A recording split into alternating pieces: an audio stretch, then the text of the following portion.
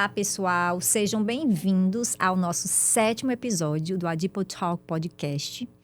Um projeto que, como eu já falei várias vezes para vocês, ele nasceu há um tempo e a gente gostaria muito de abordar temas relacionados ao metabolismo, saúde e doenças que estão cada vez mais sendo diagnosticadas, como as lipodistrofias. Já falamos anteriormente da forma generalizada congênita e hoje a gente vai falar sobre as formas parciais, com foco nas formas congênitas, as familiares. E, com certeza, eu tinha que chamar hoje aqui uma pessoa que trabalha há alguns anos comigo sobre lipodistrofia parcial, junto com o Dr. Josivan, que já participou aqui várias vezes. Então, hoje a gente vai trazer aqui a doutora Reivla Marques, endocrinologista da nossa equipe maravilhosa. Obrigada, Reivla, por ter aceitado esse convite. Ju. Sei que sua agenda é muito cheia, mas eu tenho que chamar ela. É porque tem agenda materna também. Não, a nossa agenda materna, mas a gente tem que ser woman in science, né? É temos sempre que estar fazendo pesquisas e trazendo isso para as pessoas, porque são temas relevantes. E, recentemente, no mês de junho, foi publicado o Consenso Brasileiro das Lipodistrofias Parciais. Que maravilhoso, inclusive. Exato. Nosso grupo faz parte também dessa publicação e deu certinho porque a gente vai conseguir abordar tudo que tem nesse consenso, nesse artigo. Então, queria te agradecer por estar aqui conosco. Eu sei que vai ser uma conversa muito boa, que é um tema que a gente gosta muito de falar. Obrigada, eu que agradeço o convite. É uma alegria estar participando desse projeto, que tem tanta informação boa para trazer aí para todos, né? Principalmente para aqueles que se interessam pela fisiologia, pelo metabolismo, pelo tecido adiposo, que é tão complexo, né? Com suas diversas patologias. Vai ser uma alegria estar falando um pouquinho sobre lipodistrofia aqui. E é muito bom porque a gente vê que tem muita desinformação ainda sobre o tecido adiposo e mais ainda sobre lipodistrofias. Eu já vi conceitos completamente ao contrário de lipodistrofia.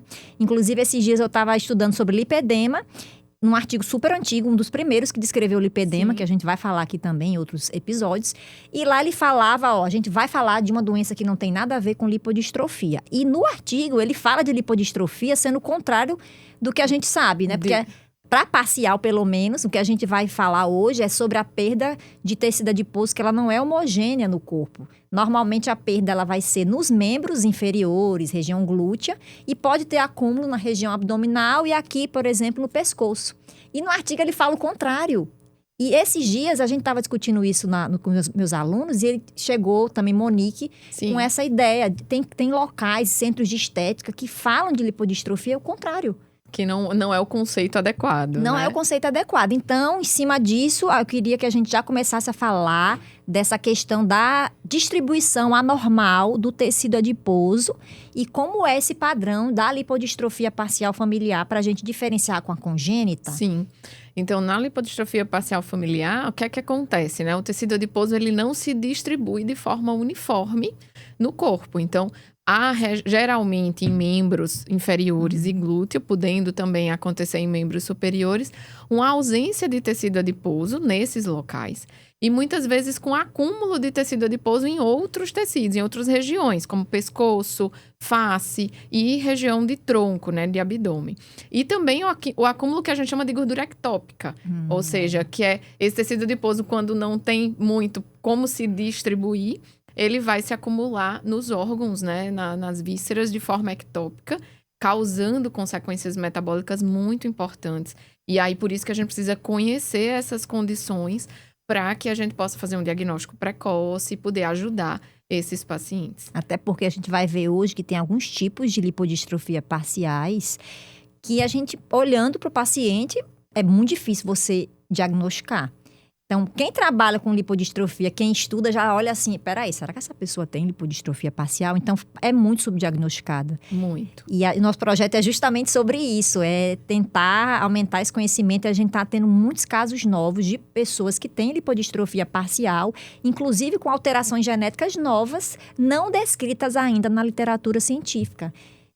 Foi justamente um dos trabalhos que a gente publicou ano passado. Sim, e o seu também. Casos novos, né? Casos novos na literatura e alterações genéticas novas. Então, a gente realmente está trazendo muitos dados relevantes para a ciência mundial, inclusive na área de lipodistrofias. E mostrando que, sim, a distribuição do tecido adiposo importa, não é só a localização.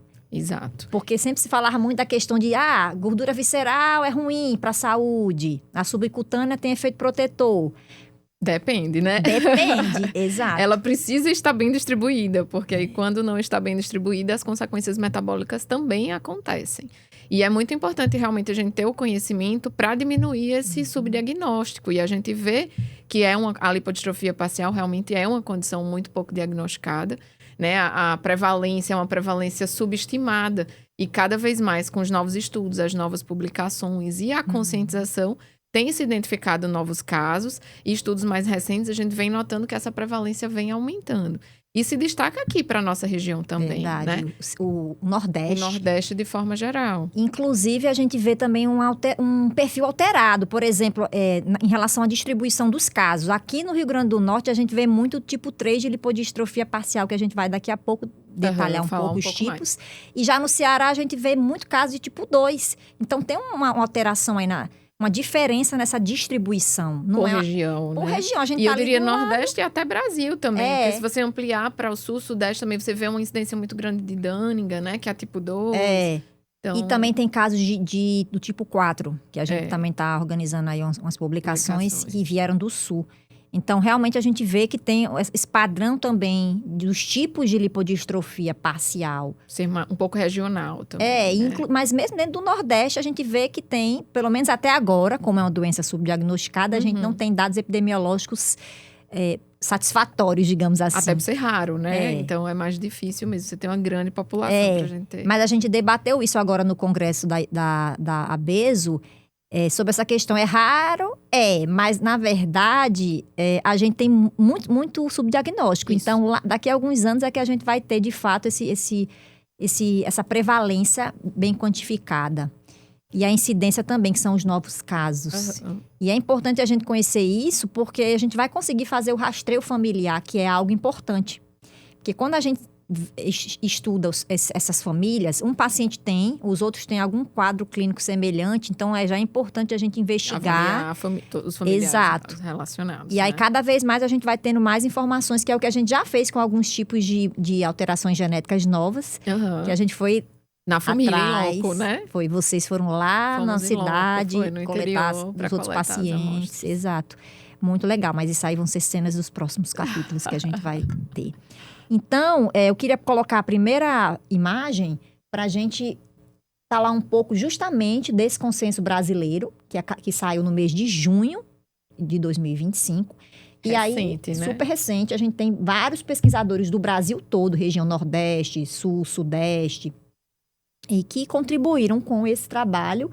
Eu e o doutor Josivan, a gente contribuiu também, eu principalmente na parte molecular, que é a minha área mais de atuação, e os outros médicos também ajudaram nessa parte e na parte clínica. Então, ficou um trabalho assim, muito bem escrito, um consenso muito bom para os profissionais de saúde que têm interesse em conhecer mais sobre as lipodistrofias parciais.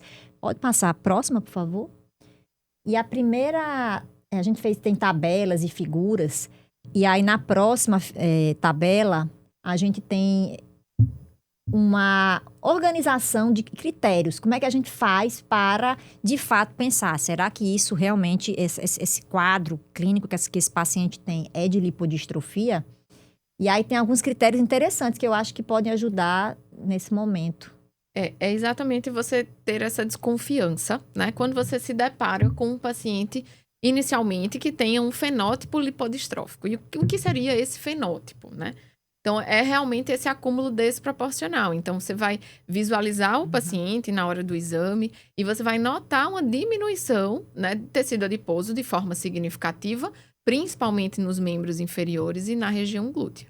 Então, é esse aspecto desproporcional do acúmulo de gordura. Isso faz com que a gente levante a suspeita, que é o que chamamos de critério mandatório, né? Ter esse fenótipo lipodistrófico. E quando isso vem associado a alterações metabólicas graves, isso se torna mais relevante. E o que seriam essas alterações?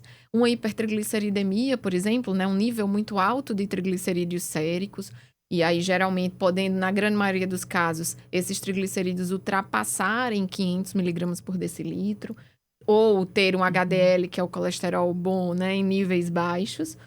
e associado a um diabetes ou uma resistência insulínica muito severa, geralmente um diabetes grave, com necessidade de uso de insulinoterapia em altas doses.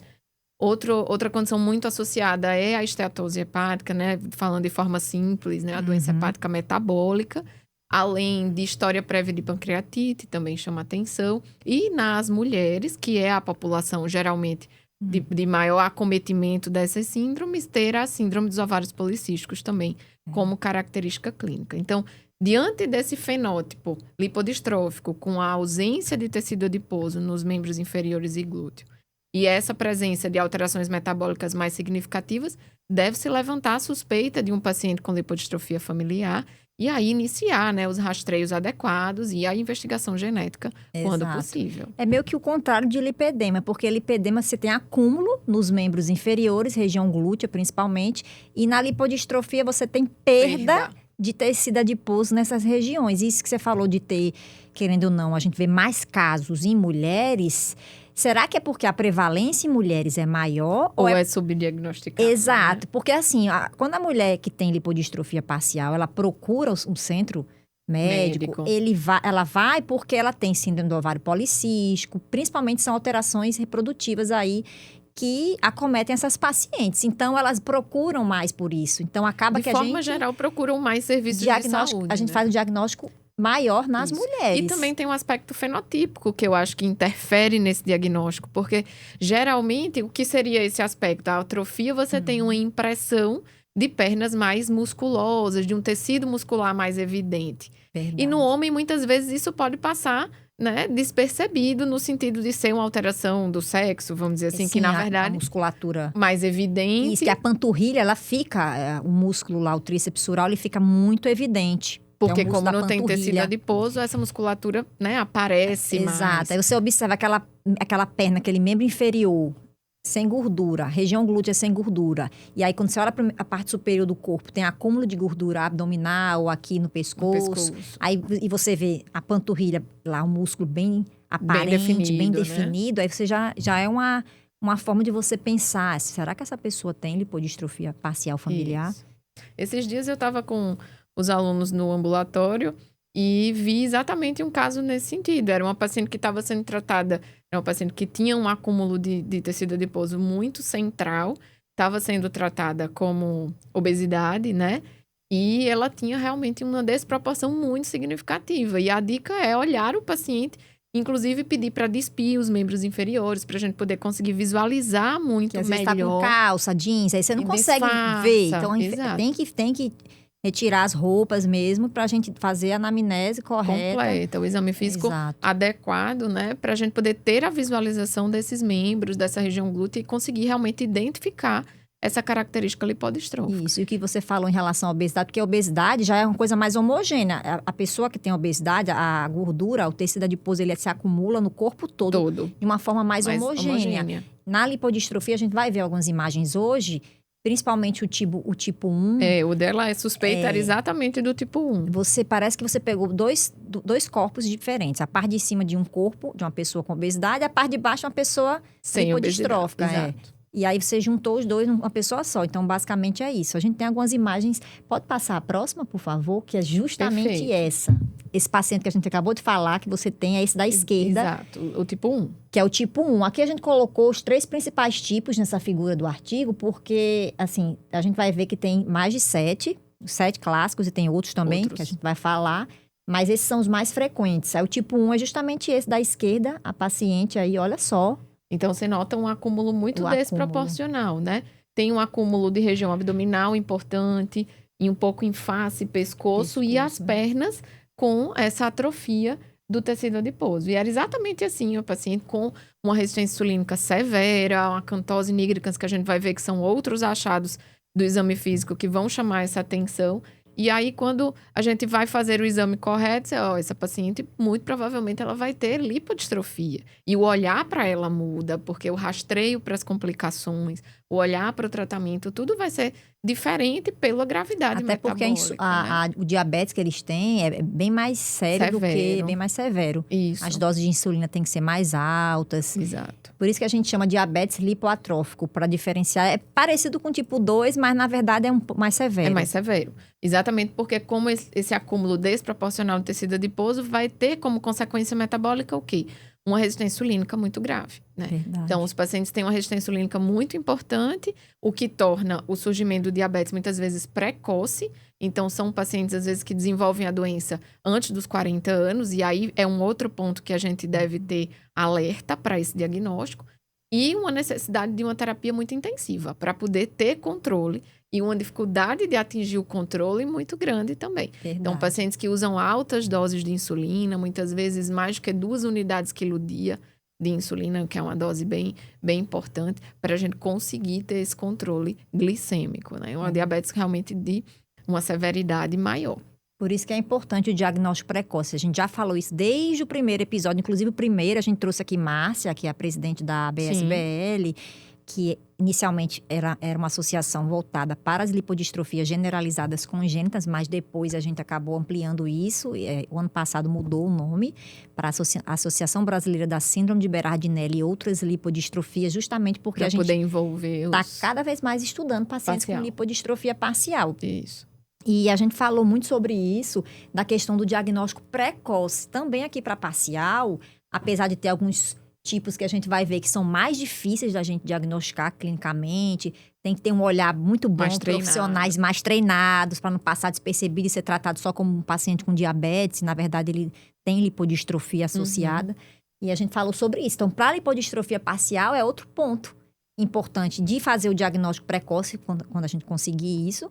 E nas mulheres, por ter essa resistência à insulina e também síndrome do ovário policístico, essas complicações no sistema reprodutor feminino, acaba que a gente acaba tendo mais pacientes do sexo feminino. E aí a gente teve um paciente que a gente publicou ano passado, lembra que tinha os 2 irmãos? Isso. Eu não me lembro agora, mas eu acho que foi a irmã que chegou primeiro. Foi, você que atendeu, né? Foi a irmã que chegou primeiro. E depois, pelo rastreio familiar, foi identificado a... Mas era o tipo 3, que a gente vai falar daqui a pouco. Mas é interessante que a gente vai falar, eu trouxe até figura pra gente ver essa diferença do sexo feminino para o masculino. Aí o tipo 1 a gente já falou, aí interessante que tem ali o índice COB, porque essa síndrome, o tipo 1 de lipodistrofia parcial familiar, ela também é chamada de síndrome de Coberlin, que foi o pesquisador que estudou essa doença, descreveu. E aí eles estipularam esse índice COB, né, em homenagem a Coberlin, que é você pegar a prega da pele da região subescapular, ou seja, abaixo da escápula, e dividir pela prega da região da panturrilha, que a gente estava falando. Se essa relação da prega subescapular pela da panturrilha der maior que 3,477, é indicativo do tipo 1. Então, por que isso, gente, é importante também? Porque o tipo 1 é o único que a gente não tem ainda uma mutação associada. Qual é o gene? Acredita-se que seja um padrão poligênico, mas a gente não sabe ainda quais genes estão envolvidos. E aí é muito determinante o índice de COB, né? Para você chegar nessa conclusão, além do fenótipo, que é tipo 1. Mas pelo fenótipo, a gente já, assim, que trabalha com lipodistrofia, já vê logo. Porque se fosse obesidade, a forma sindrômica aí, ou a clássica que está acontecendo... que não tem lipoatrofia. Que não tem lipoatrofia... a gente veria uma distribuição de gordura mais homogênea. É muito significativa essa redução. É bem como você explicou, é como se você unisse 2 corpos, né?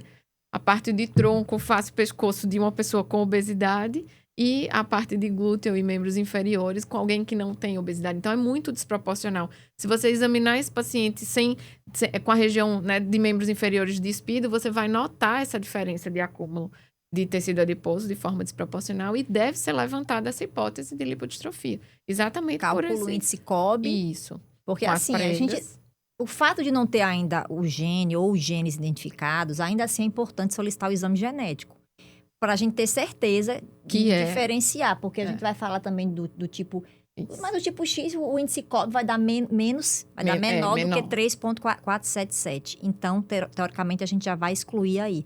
Mas, independente disso, é importante que a gente peça o teste genético para todos os tipos. Até para a gente ir descobrindo, né, do ponto de vista Exato. epidemiológico, se a gente vai conseguir ter algum padrão. E aí, a gente tem o N, aumentar também. Quantos a gente tem do tipo 1? E aí, no futuro, quem sabe, a gente fazer uma análise genética mais ampla. Porque hoje a gente faz análises que a gente tem um painel. E nesse painel a gente tem lá 44 genes relacionados a lipodistrofias generalizadas, parciais. E nesse painel a gente vai conseguir identificar possíveis mutações ali. Só que se o paciente tiver uma mutação em um gene que não está nesse painel, a gente não vai conseguir. E aí a gente teria que passar para um exoma ou mesmo sequenciamento de genoma completo, que seria o ideal para a gente investigar aí e achar possíveis genes candidatos para esse tipo aí. Esse tipo, né? Já o tipo 2, Revila, o que é que a gente pode falar do tipo 2? Então, o tipo 2 também é chamado como Dunningham, né? O tipo de Dunningham, síndrome de Dunningham. E ele tem como característica fenotípica alguns pontos interessantes. O primeiro é um acúmulo de tecido adiposo na região suprapúbica.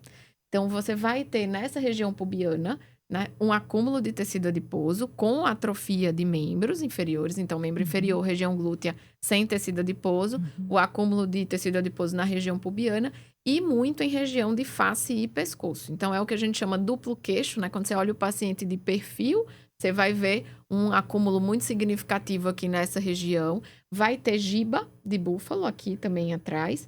E um acúmulo muito em região facial. Face. Inclusive, ali na figura... eu nem falei, mas essas imagens, elas foram feitas pelo grupo da gente, mas principalmente Renan, professor Renan, que também é endocrinologista e tem vários trabalhos importantíssimos. E aí a gente faz parte da rede Braslipo, que eu já falei nos outros episódios, que é aquela rede brasileira para o estudo das lipodistrofias. E eles fizeram isso com base justamente em fenótipos que são frequentes dos pacientes. Então, você vê que é bem assim, parecido. E ficou extremamente muito bom. didática, né? Exato, pra gente usar em aula. Eu amei. Eu falei, gente, vamos... Aí colocamos no artigo. É extremamente didático e facilita esse entendimento e essa visualização desse fenótipo até de cada tipo, né? Quando a gente memoriza essa imagem, a gente vai identificando esses perfis. Então, pro Dunningham chama a atenção isso, esse acúmulo de gordura suprapúbica, duplo queixo, giba de búfalo, acúmulo de gordura facial e a atrofia, que é, vamos dizer, padrão aí em glúteo. Na região inferior. E região inferior. Eu depois vou dar uma sugestão para a gente fazer essas imagens de costas também, porque eu acho que... E de lado. Ou de perfil, era de isso que eu ia dizer. Talvez perfil, pra vai... gente ver bem essa questão da perda do tecido adiposo em região glútea. Verdade. Né? E o Dunningham, pessoal, porque foi o pesquisador também que estudou os primeiros casos de lipodistrofia parcial do tipo 2. Do mesmo jeito que no tipo 1 a gente chama de síndrome de Coberlin, aqui a gente chama de síndrome de Dunningham, no tipo 2. Do mesmo jeito que a gente falou no episódio passado de síndrome de Berardinelli para lipodistrofia generalizada congênita. É uma forma de homenagear, né? A gente usa isso, exato. Isso. Mas é importante falar dos dois para vocês associarem quando vocês estiverem estudando. E no tipo 2 é importante chamar atenção para a frequência, né? Então é um tipo realmente que tem uma frequência importante dentre os 7, no mínimo 7 tipos de lipodistrofia familiar. O tipo 2 e o tipo 3 se destacam aí nessa prevalência aumentada, principalmente o tipo 2. Então, é importante a gente lembrar esse fenótipo para poder realmente diminuir o subdiagnóstico desses casos. Tem uma pergunta de milhões que sempre fazem para a gente quando a gente submete artigos para publicação. É aquela: por que o paciente, se ele tem a mesma alteração genética, a mesma mutação, por que você observa perda de tecido adiposo em membros inferiores e região glútea, mas você observa acúmulo na região abdominal e na região de pescoço? Se as células são iguais, o DNA é igual, o que é que vai definir aí essa diferença nessa distribuição de gordura corporal, se eles têm a mesma alteração genética em todas as células? E aí, a pergunta de milhões, né? A pergunta de milhões que estamos tentando entender. Até agora estamos tentando buscar essa resposta. A gente ainda tem mais uns 30 anos de trabalho pela frente, no mínimo. Haja pesquisa, haja estudo para a gente poder chegar lá. Verdade, porque a gente já até discutiu isso sobre as células que estão no tecido adiposo. A gente só pensa em adipócito, mas não é só adipócito. A gente tem muita célula do sistema imune ali, macrófago, mastócito. linfócito, tem também as células-tronco do tecido adiposo. E aí, muito se fala sobre essa questão de diferenciação dessas células em pré-adipócitos e os pré-adipócitos em adipócitos maduros. Então, o que está acontecendo que você tem? A gente tem perda de tecido adiposo nos membros inferiores porque a gente tem problema na diferenciação dessa célula para pré-adipócito, ou é o pré-adipócito que não consegue se tornar adipócito maduro? E aí, a célula-tronco não está conseguindo se renovar suficientemente, dividir, gerar mais pré-adipócitos e adipócitos maduros. Qual é o problema que está acontecendo nesse tecido? Mas já nas regiões que acumulam, ela está proliferando mais. Porque se você está acumulando tecido adiposo, então existe muito mais coisa aí. Exato, a gente precisa ter mais tempo de pesquisa. E por isso é importante a gente diagnosticar esses pacientes, que a gente consiga estudar mais, pesquisar mais, para encontrar essas respostas, né? Aí vamos falar do tipo 3, que esse aí a gente tem vários pacientes aqui no Rio Grande do Norte, mas no Brasil tem também no Ceará, em outros casos. Inclusive, a gente está com outra mutação nova com o pessoal do Ceará, de Renan, e a gente vai investir também nas análises. Nas análises. Então, o tipo 3, talvez eu acho que seja um tipo desafiador do ponto de vista fenotípico. Verdade. Por quê? Porque a desproporção do acúmulo de tecido adiposo é mais discreta em relação aos outros tipos, ao tipo 1 e ao tipo 2. Então, esses pacientes têm uma menor perda de tecido adiposo em região glútea e região de membros inferiores. São as regiões mais acometidas. Pode ou não ter acúmulo em outras regiões. Então, você não vai notar tanto essa diferença muito abrupta, muito brusca da distribuição. É muito mais sutil. Então, a característica fenotípica é mais sutil. Embora, e aí vale a pena ressaltar, que a característica metabólica não seja tão sutil assim. Pois é. E aí é o ponto que a gente vai ter que, né, se alertar para esse diagnóstico. Quando é que a gente vai buscar que esse paciente tenha algo a mais do que só um diabetes tipo 2, por exemplo? A gente não falou da Fat Mass Ratio ainda. Vamos falar agora. Eita, chegou o momento. Chegou o momento, né? Então, assim, o ponto que... Como o fenótipo é mais suave, né? Vamos dizer, mais sutil dessa desproporção, a gente vai se atentar para esse diagnóstico quando? Quando os pacientes têm uma característica metabólica muito marcada. Então, o tipo 3 é o tipo que cursa com o pior perfil metabólico. Geralmente, hipertrigliceridemias muito severas. A maior parte desses pacientes tem triglicerídeos em níveis maiores que 500, né, miligramas por decilitro. É até difícil, às vezes, quando passa até de 1000, para a gente fazer a separação do sangue, quando a gente coleta o sangue, para fazer extração de DNA e analisar a mutação que esse paciente tem. Tem uns pacientes que o plasma no sangue, ele tá muito viscoso, ele tá como se fosse... leitoso. Leitoso e ele tá espumoso, porque é muita gordura que tá ali nesse plasma. Complicado. Então, é uma hipertrigliceridemia geralmente muito severa. E outro ponto que chama atenção para o tipo 3 é a diabetes, né? Então, realmente um diabetes, que é o diabetes lipoatrófico, né? Pode ser confundido com diabetes tipo 2, mas o paciente tem uma resistência insulínica muito importante e um diabetes com, geralmente, insulinoterapia, necessidades de doses altas de insulina, paciente aí geralmente usando próximo a 2 unidades quilo-dia ou mais de 2 unidades quilo-dia. E já é outro paradigma, porque o 3, a perda de tecido adiposo nos membros inferiores, região glútea, ela é mais sutil do que no tipo 2. Só que metabolicamente o tipo 3 é pior.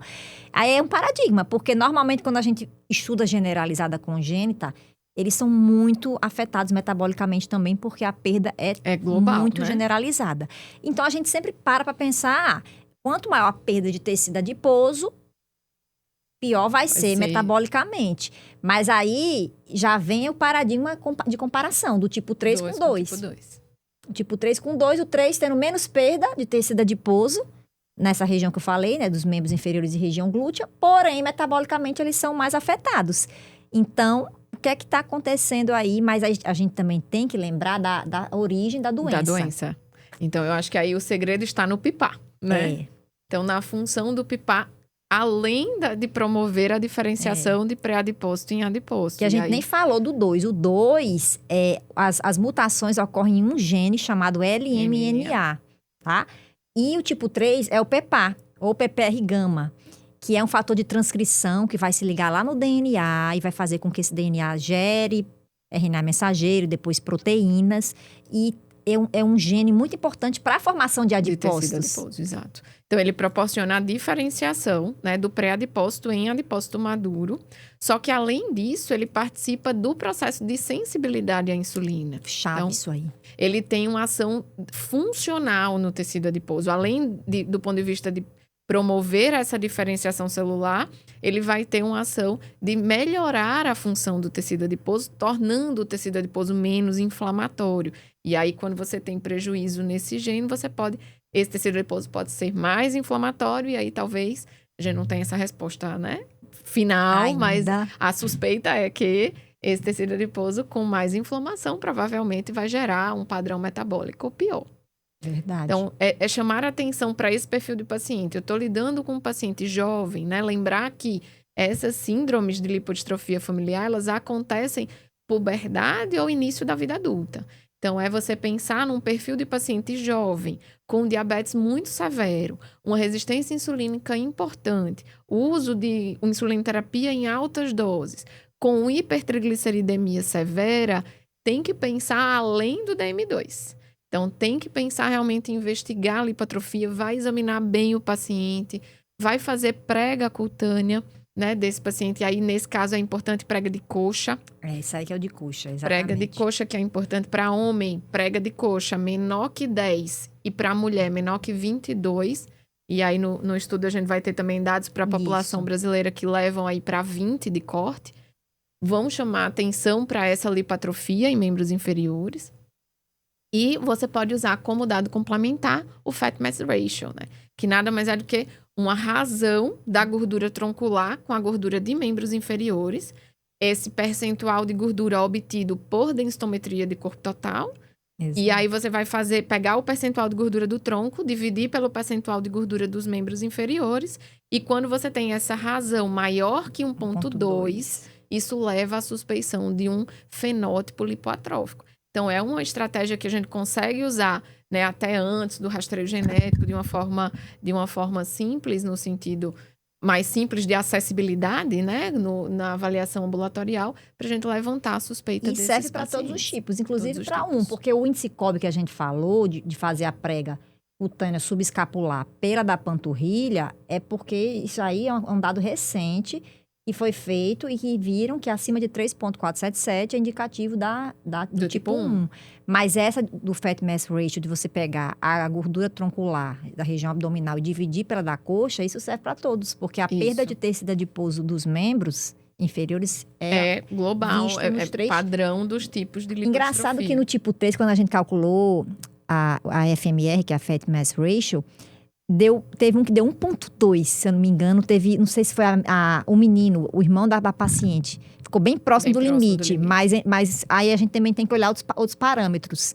Por isso que vai ter a parte dos critérios, que é a próxima tabela. Pode passar, por favor? Que já é um pouco falando sobre isso. Ali os mandatórios que Reivla falou. O Fat Mass Ratio é uma forma de você identificar essa lipoatrofia, né? Então, por isso que entra como um dos mandatórios, porque os mandatórios pode ser ou.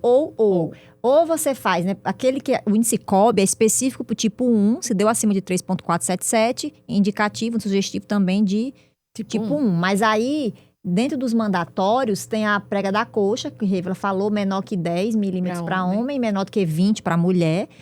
Esse 20 principalmente destaca para a população brasileira, porque foi um estudo com a população brasileira. A gente pega a literatura, é 22, né? 22, aí já deu Global, uma atualizada. Mundial, E ou então o B, que é fazer a densitometria de corpo inteiro. Que aí você faz calcular. O B e o C com a densitometria, né? Você correr a densitometria no paciente, você consegue tanto avaliar o critério B quanto o critério C desses mandatórios. Verdade.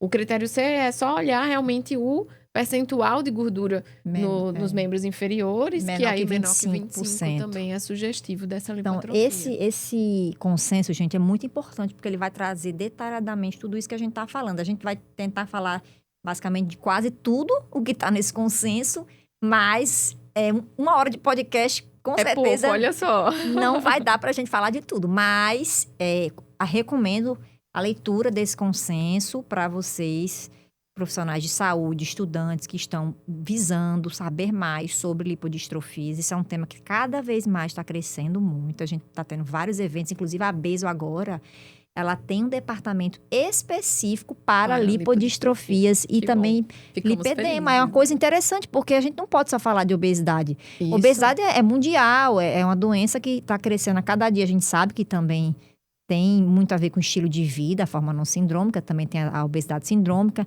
enfim. Mas lipodistrofias, a gente também está vendo um crescimento na quantidade de pessoas, porque agora que a gente está entendendo mais...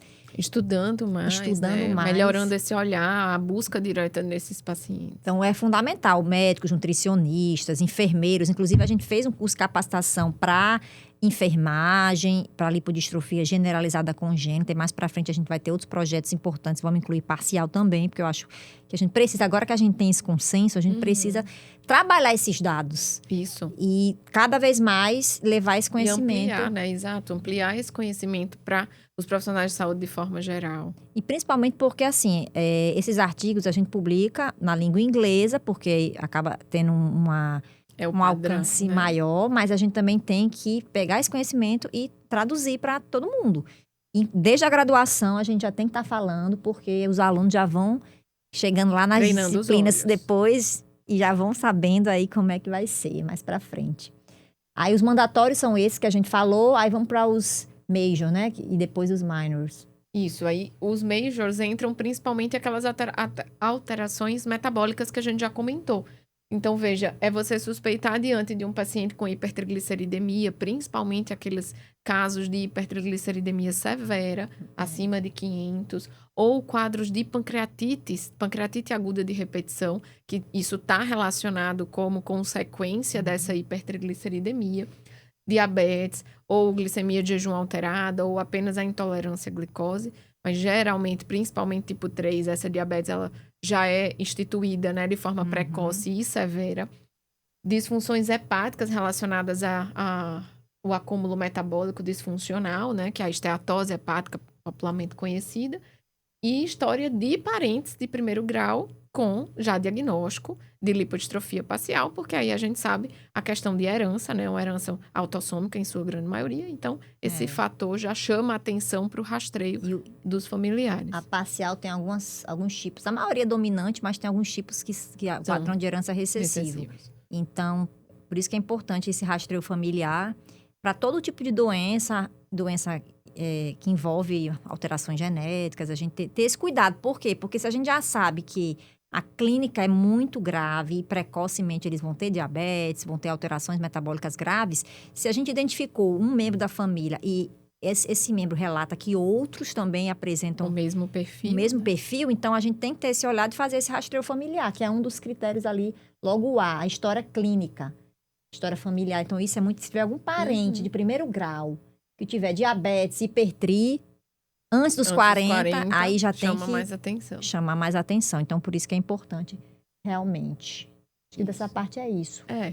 Então, é o que chama mais atenção, eu acho, né? Pra gente ficar atento nesse perfil, no perfil desses pacientes, no perfil clínico. Pode passar o próximo, por favor, que aí a gente vai entrar nessa tabelinha, justamente de todos os tipos de lipodistrofia parcial. O tipo 1, a gente já falou, síndrome de Coberlin, que é uma herança poligênica, a gente não sabe ainda qual ou quais genes estão relacionados. O índice COB maior que 3,47, que foi o que a gente já falou. E aí o tipo 2, a síndrome de Dunnigan, o GNL-MNA. Então, veja, gente, a diversidade aqui, tanto fenotípica, clínica, quanto genética. Na generalizada congênita, a gente viu 4 tipos principais. Tipo 1, 2, 3 e 4. Cada um gene diferente. Aqui... A mesma coisa. Devemos levar em consideração também que, às vezes, o mesmo gene, ele pode ou causar a forma generalizada ou a forma congênita, que é o gene CAV1. CAV1 a gente falou associado ao tipo 3 de lipodistrofia generalizada congênita. Dependendo de onde a alteração genética acontece no gene, o paciente pode ter a forma parcial. Então, veja como a coisa é complexa. Eu digo assim, quanto mais eu estudo lipodistrofia... mais tem para aprender, mas eu vejo, gente, não tem condição. É estudar. Então, assim, um profissional de saúde tem que se atualizar todo dia. Porque é muita coisa, gente, que vai acontecendo e vai desafiando. E são coisas novas, né? Cada vez mais vai surgindo, a pesquisa vai avançando ainda bem. E aí vai surgindo muita informação para a gente estar atento aí. Verdade. Mas realmente é uma complexidade genética muito grande, O né? próprio Muito PPR ampla. gama, que está relacionado ao tipo 3 de lipodistrofia parcial, que a gente estava falando que é o Sim. caso complexo, porque a perda não é tão acentuada de tecido adiposo, mas metabolicamente eles são bem graves. Uhum. Tem já artigos mostrando que mutações em PPR gama também podem causar forma generalizada congênita de lipodistrofia. Então, assim, você vê que a gente apresenta tudo bonitinho na tabela, cada tipo de lipodistrofia, um gene, mas, na verdade, você... Se for bialélico, né? se você, às vezes, o paciente tem duas mutações diferentes, por exemplo, em PPR gama, aí ele vai ter outra forma de lipodistrofia. Então, o que é que faz nessa célula desse paciente que agora ele tem a lipodistrofia generalizada, quando eu tenho duas mutações, duas alterações no DNA diferentes, e aí, nesse caso aqui, uma única alteração nesse DNA, a lipodistrofia é parcial. Então, o que é que regula isso? É complexo. Pergunta de milhões. Também alunos, futuros alunos aí, profissionais, vamos investir, Fica a dica para essa investigação, né? Por isso que a gente tem que ter mais pesquisa. E a gente tem que estudar isso dentro da célula, fazer a pesquisa básica, para a gente poder entender o que é que está acontecendo em cada caso desse. Para poder ir encontrando esse caminho, o caminho dessas respostas. Verdade. Né? Aí o tipo 4 de lipodistrofia parcial familiar já é outro gene, PLIN1. Inclusive, a gente está com a mutação nova para sair esse artigo. O tipo 5 de lipodistrofia parcial familiar, outro gene, o SIDEC. Aí tem o tipo 6, gene LIP. Aí o tipo associado a também acúmulo de gordura aqui na região posterior, que é a lipomatose. Já é outro gene, MFN2. Então, gente, isso aqui, ó, dá mais de 7. E ainda tem outros tipos, né? Não descritos, assim, Ou que tem um caso. Um caso só. 2. Esse relacionado ao gene AKT2 também é super raro, então... Os que chamam a atenção, assim, de forma geral, os mais comuns, o 1, realmente o 2, o 3. 1, 2 e 3. São os mais comuns, assim, do ponto de vista de prevalência, né? Até porque, por exemplo, o tipo 4, o paciente, ele é classificado como obeso. O paciente que a gente trabalha aqui, estudando a parte molecular e clínica. Ou seja, você olhando para a foto, até, a princípio, passa despercebido. Se não for realmente... Um olhar treinado. Você não consegue. E aí, quando faz toda aquela análise de metabólica, a parte metabólica, a parte corporal, densitometria, era essa palavra que fugiu da minha cabeça. E aí você começa a ver a fat mass ratio acima de 1,2, aí começa a ver distribuição anormal de tecido adiposo, aí junta com a clínica, faz análise genética, pronto, aí você fecha. E é interessante até na densitometria, um ponto que a gente tem usado para avaliação é o fat shadow, né? Não sei se a gente, não falamos sobre ele. Trouxe. Que é interessante, que é uma forma da gente observar essa desproporção de acúmulo de tecido adiposo com a imagem mais real, né? No fat shadow, ele vai sombrear os outros tecidos, destacando apenas o tecido adiposo. E aí você vai notar esse acúmulo geralmente troncular, podendo, em cada caso específico, como comentamos, ter o acúmulo facial, o acúmulo cervical. E no membro inferior você vê essa ausência, exato. Essa ausência de aqui o pessoal desse estúdio é maravilhoso. Já chegou. Porque eu digo, olha, eu garanto aqui a qualidade. Gente, olhe isso. Então, o fat shadow é essa imagem aí do lado, né? Você vê a paciente, a foto da paciente e ao lado a comparação desse tecido adiposo. E aí a gordura aparece como amarelo na imagem, né? E aí você vê nos membros inferiores realmente uma diminuição importante. Contornozinho ali da coxa, da perna, dá pra ver. Bem menor, né? Na lateral, principalmente. Isso. E aí quando você compara com o tronco, qual o tronco como tem mais, né? Então, isso é o tipo 3, que é o fenótipo mais suave, né? Então, nessas duas imagens aí, caso 2 e rapaz, você olhando assim, você não diria que ele tem lipodistrofia parcial. Exato. Ela, como a gente já olha para as pernas, está vendo um pouquinho assim de acúmulo aqui na região abdominal. E as pernas, dá para ver um pouquinho do tríceps sural, no músculo da panturrilha ali. Aqui é bem aquela alteração que a gente comentou, né? Você vai ver uma perna mais musculosa. Na parte, né? na parte inferior, a coxa, panturrilha bem delimitada. É membro inferior, coxa até joelho e perna. Do joelho para baixo. Então, a panturrilha bem delimitada ali, né? E aí, quando você compara com o fat shadow, você vai ver que realmente é porque não tem tecido adiposo. E o acúmulo do tecido adiposo todo é troncular, né? Nessa região troncular. E aí, a parte metabólica é complexa. E aí, os dois são irmãos. Esses dois que tem o fat shadow aqui, eles são irmãos. Aí você vê a diferença. E do lado esquerdo eu coloquei O só homem para é mais comparar. difícil. Por isso que eles são subdiagnosticados. Porque visualmente, você não diria nunca que teria, né? E principalmente vestido, né? E ele você veio vê depois que a irmã veio. e você vê que ele tá de short. Então, aí fica mais difícil da gente ainda. observar isso. Por isso que a gente então, coloca o fat shadow, ó, dá para comparar. E aí porque tem aí essa... a gente, mais Para suave. provar, a imagem fala por mil. A imagem falando por 1000 palavras. 1000 palavras. Né? E do lado esquerdo ali tá a CGL, que é a forma generalizada, o menino da esquerda. Só pra gente comparar a generalizada congênita. Aí essa FPLD, que é do inglês, a lipodistrofia familiar parcial. Aí aqui ele não diz qual é. Mas essa imagem, só pra gente tipo comparar, que aqui são esses dois aqui do nosso trabalho publicado ano passado, é tipo 3. E essa daqui é tipo 2. Isso. E aí dá pra você ver o acúmulo de gordura pubiana lá na imagem. Região genital. Na região genital. E a face e pescoço, né? Então, esse acúmulo muito de gordura no pescoço, nessa região aqui próxima ao trapézio e na região de face. Então, é o fenótipo do tipo 2. E aí você vê o tronco com menos tecido adiposo, né? Você vê o abdômen, a gente vê mais o músculo nos músculos abdominais e os membros inferiores também. Mas aí você olha bem esse acúmulo de face e região pubiana e fechando esse fenótipo de tipo 2. Me lembrei, esses dias eu fiz uma live no Instagram com uma paciente, ela tem lipodistrofia do tipo 2, a parcial, que seria essa menina que tá aqui de lingerie, de sutiã, preto. E ela tem esse acúmulo de gordura aqui. Ela, só que, exatamente, só que ela fez cirurgia já, ela fez uma lipoaspiração, porque incomodava realmente, e voltou tudo de novo.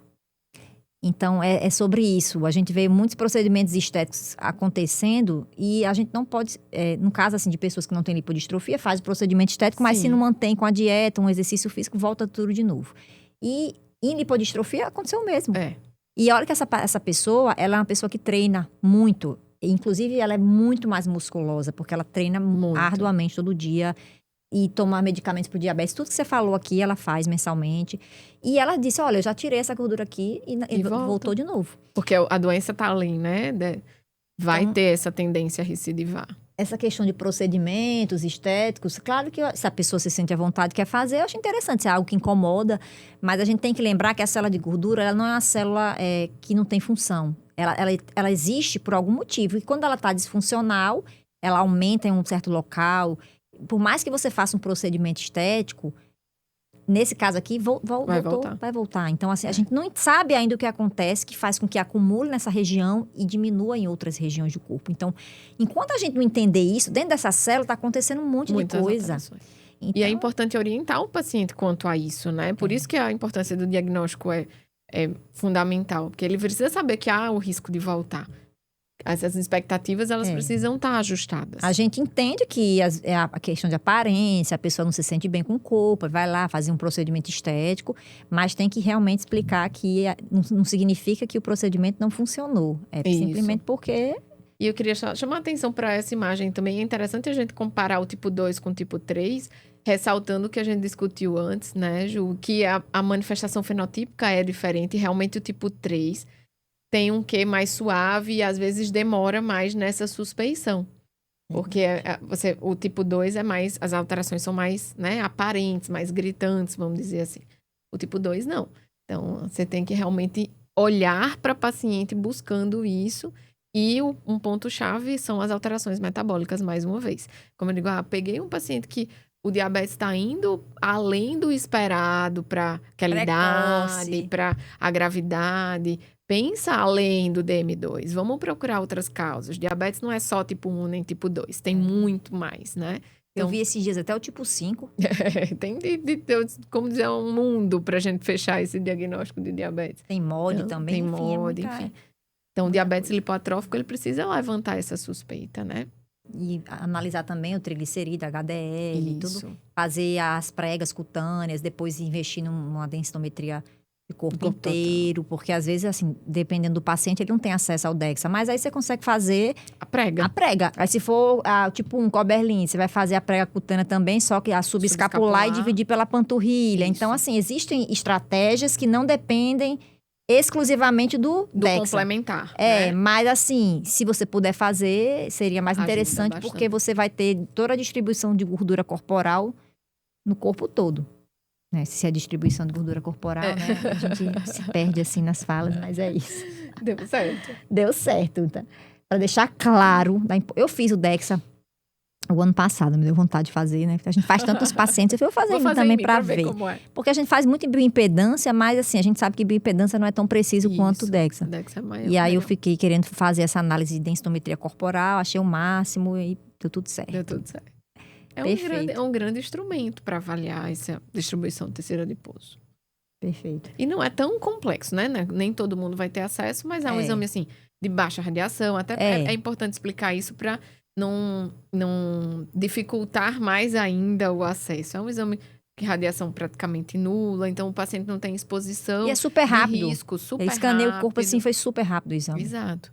Então é uma estratégia que pode ser usada de maneira interessante nessas suspeitas, né? Só que o Fat Mass Ratio não é todo mundo que sabe fazer, porque isso aí foi uma metodologia dada do pessoal dos Estados Unidos que pega o resultado do DEXA e faz esse Fat Shadow aqui. O Fat Shadow, para deixar o tecido adiposo em amarelinho, bonitinho, evidenciado, e a gente vê essa distribuição. Isso.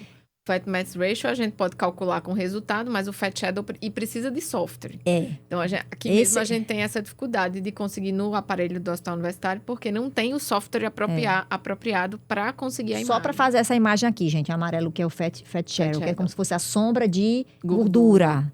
Mas o DEXA você consegue ter, sim, toda a análise de gordura corporal tranquilamente. É só para ter essa imagem aqui, que é bem característico das publicações, que não dá para todo mundo fazer. Isso. Porque tem que ter um software para fazer essa imagem aqui. Mas o exame você faz, se você tiver acesso, você consegue fazer tranquilamente. Vamos para a próxima imagem. Eu coloquei aqui. Aqui eu coloquei outra, só que aqui é a ressonância magnética. É legal. Que é outra forma também da gente quantificar a tecido adiposo. E aí a gente consegue ver também e diferenciar o visceral.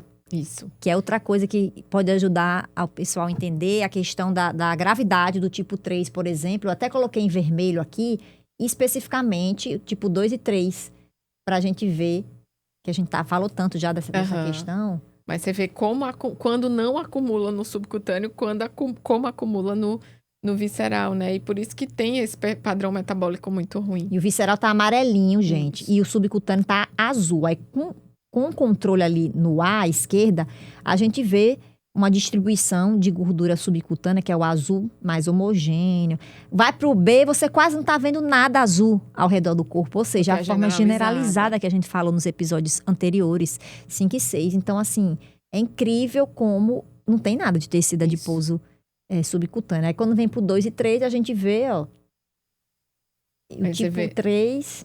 Bem menos na região de membro inferior. O tipo 2, você vê que acumula menos região inferior, tronco, mas muito em face, né? É o que chama a atenção lá, face, pescoço. E no tipo 3, é menos na região de membro inferior e glúteo, um pouco mais em abdômen. E a gordura visceral aí se destacando. Muito interessante. Então, legal eu acho que esses exames, eles são muito importantes. Se você tem suspeita de lipodistrofia parcial e tiver acesso, e seu médico puder solicitar isso, eu acho que vale muito a pena fazer esse exame. Do ponto de vista acadêmico, então, a gente brilha os olhos, né? Porque quando você a gente visualiza aula, e você vai falar pro aluno, pegar a foto daquele paciente tipo 3, o irmão, que nem parece direito, mas quando a gente mostra o Fat Shadow, a gente já vê logo, e aí ajuda na hora de contar a história e explicar as alterações. Até para o paciente entender, né, o que é que acontece com ele. Perfeito. Vamos para a próxima, só para a gente dar uma finalizada aqui nesse tema. Essa daí eu não podia deixar de colocar. Essa figura aqui foi em sua homenagem. Obrigada. Então, aí a importância do PPR gama, né, nesse metabolismo do tecido adiposo e nessa diferenciação do pré-adipócito em adipócito. Como é que ele vai agir nisso aí, do ponto de vista molecular. Isso foi seu artigo. Foi. Trazendo aqui, foi publicado faz um ano. Vai fazer um ano, foi setembro do ano passado. Isso. Uma revisão só de lipodistrofia parcial do tipo 3, que Reivla escreveu junto com a gente. Deu um trabalhinho, mas ficou lindo.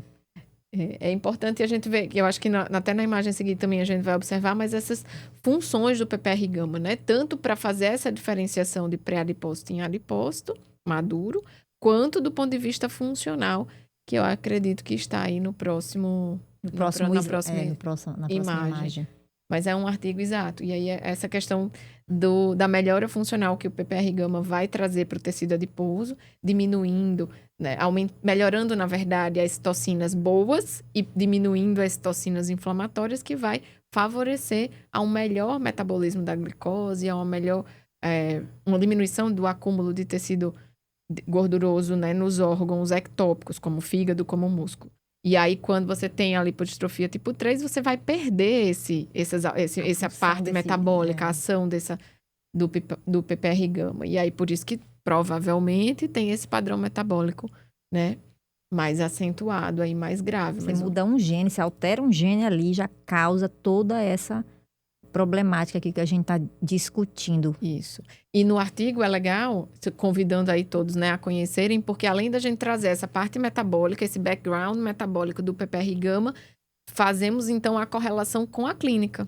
A gente traz toda essa fisiologia, né, do como que o PPR-gama vai participar dessa fisiologia do tecido adiposo, e aí como é que esses pacientes com a mutação, né, com a perda de função do PPR-gama, vai ter como é que é o fenótipo desses pacientes com lipodistrofia familiar parcial aí, tipo 3. Então, a gente fez uma revisão de quase todas as mutações 41. descritas. 41 Inclusive, a gente colocou aquelas duas, aqueles pacientes que a gente falou antes, dos irmãos. Isso, acrescentou as aí. imagens que a gente Mostrou apresentou aqui anteriormente. E aí, trazemos as características clínicas de cada mutação dessas 41, né, mutações descritas. O paciente apresenta, para a gente tentar entender, a clínica é pior quando tais alterações genéticas ocorrem, ou é similar, quais regiões desse gene, que quando essas regiões estão mutadas, e aí a proteína vai estar mutada, isso vai ser mais drástico do que em outra região do gene, porque tudo isso tem a ver também. Isso. É fazer essa correlação da parte clínica com a parte genética. Então, é algo importante que a gente já vem fazendo, não só para esse tipo de lipodistrofia. Isso. E eu acho que a gente está avançando muito. E tem muita coisa mais legal aí para se estudar. Vai ter, se Deus quiser. Verdade. Vamos nessa. Perfeito. Então, assim, a gente tem muitos dados legais. Eu vou, inclusive, colocar os links desses artigos na descrição do vídeo, porque aí vocês já vão diretamente para eles. Sim, vale a pena. Exato. E saber falar um pouco sobre essas doenças, mesmo que seja assim no início, não tem muito conteúdo, muita coisa para estudar, mas vale a pena, são conteúdos muito importantes. E esse podcast de hoje foi perfeito, porque ele saiu, a gravação, a gente pensou, vamos gravar ele numa época que a gente não sabia que ia bater com o paper, né? Do consenso. E aí deu certinho, porque o paper saiu e a gente conseguiu gravar e trazer esses dados, essas imagens, essas tabelas, tudo bem organizado já para vocês. Então, são dados muito importantes. Queria agradecer, Rívila, a sua participação aqui nesse episódio. Obrigada pelo convite. Pela parceria, né? A gente sempre está trabalhando virtualmente juntas. Dos meus contatos que eu mais falo no WhatsApp, ainda bem, eu que agradeço. A gente toda a vida, vamos marcar para se encontrar, mas tá faltando o almoço. Saiu o podcast, mas não saiu o almoço ainda. Vamos ter que sair o almoço. Tem que sair o almoço. Pois é isso, Rivi. Muito obrigada. Eu que agradeço a oportunidade de a gente deixar esse recado, né, para finalizar, de como é importante a gente suspeitar dessas condições, com um exame clínico bem feito, medidas auxiliares, como a prega de coxa, como a gente já ressaltou, ou a densitometria do corpo total, se atentar para esse perfil metabólico que foge um pouquinho do padrão, para a gente conseguir dar o diagnóstico, diminuir esse índice, né, de subdiagnóstico, a gente começar a achar mais esses pacientes para poder tratá-los de uma forma melhor. Então, isso é muito importante. Então, é uma oportunidade única. Muito, muito obrigada de poder estar aqui contribuindo para esse projeto maravilhoso. Verdade. E não esqueçam, gente, de comentar, curtir, compartilhar esse vídeo. E os outros também são temas novos que a gente está trazendo. Você não vai encontrar esses conteúdos em qualquer podcast ou em outras fontes. Inclusive, a gente está vendo um pouquinho mais aparecendo aí de lipodistrofia, mas ainda assim são temas pouco debatidos. E é muito importante esse trabalho que a gente vem fazendo aqui na UFRN.